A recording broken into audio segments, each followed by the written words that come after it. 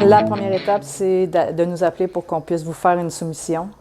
Moi, ce que je vais faire, c'est que je vais aller voir les données sur le site du ministère pour voir qu'est-ce qui se passe autour de l'emplacement de votre projet. Au niveau lithologique, ce qui veut dire à quelle profondeur qu'on a trouvé l'eau avec les autres puits. Ça ne donne pas une donnée exacte, mais ça donne une bonne idée, en fait, pour faire la soumission.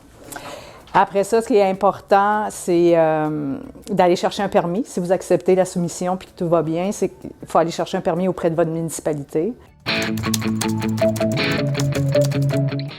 Un coup qu'on a les soumissions signées, les documents en main, là, on peut fixer une date. À partir de là, nous, ce qui est vraiment important, c'est que les équipements, c'est des gros équipements, c'est pesant.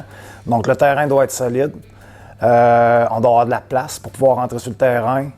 Pas d'arbres, une largeur minimale, je vous dirais, de 10 pieds de largeur.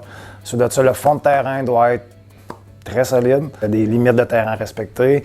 Il y a la distance entre le champ d'épuration puis le puits à respecter. Fait que c'est tout ça qu'il faut qu'on s'ajuste en conséquence pour quand on arrive avec les équipements.